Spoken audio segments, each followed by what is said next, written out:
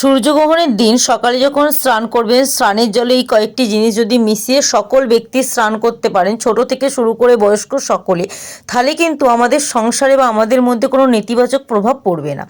অবশ্যই কিন্তু কখন স্নান করবেন, এবং তার সাথে কিন্তু গর্ভবতী মহিলারা সূর্যগ্রহণের পর যদি স্নান করতে পারেন এই একটি জিনিস জলের মধ্যে মিশিয়ে, তাহলে কিন্তু আপনি খুব সুস্থ থাকবেন। তবে যেহেতু আমাদের ভারত থেকে সূর্যগ্রহণ দেখা যাবে না, সেহেতু কিন্তু কোনো ভয়ের কারণ নেই। তবে যদি এই কাজটি করতে পারেন, তাহলে কিন্তু কোনো খারাপ প্রভাব পড়ার আগে আমরা সাবধান হয়ে যেতে পারি। কি করবেন অবশ্যই মাথায় রাখবেন, সকল ব্যক্তিদের জন্য স্নানের জলে সকালবেলা ঘুম থেকে ওঠার পর সূর্যগ্রহণের আগে এবং সূর্যগ্রহণের পরে স্নান করাটা অত্যন্ত শুভ। সকালে যখন স্নান করবেন, স্নানের জলে কিছুটা পরিমাণ তিল, গঙ্গা জল, 3টি তুলসী পত্র এবং কিছুটা পরিমাণ কর্পূর মিশিয়ে সকলে স্নান করবেন।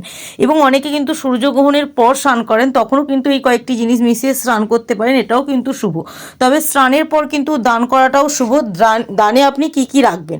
তিল, বস্ত্র, অন্ন আর ঘি রাখাটা অত্যন্ত শুভ।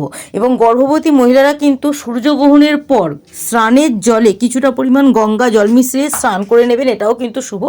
যদি স্নান না করেন, তাহলে কিছুটা পরিমাণ গঙ্গা জল অবশ্যই কিন্তু আপনারা আপনাদের মাথার ওপর দিয়ে ছড়িয়ে দেবেন। সকল ব্যক্তি যদি গঙ্গা জল সূর্যগ্রহণের পর মাথার মধ্যে ছড়িয়ে দিতে পারেন, অত্যন্ত শুভ। সন্ধ্যা 7টা 57 পর কাজটি করবেন, শুভ ফলাফল পাওয়া যায়। তো কেমন লাগলো ভিডিওটি জানাবেন। যদি মনে হয় কিছু শিখতে পারলেন, ভিডিওটি শেয়ার দিন।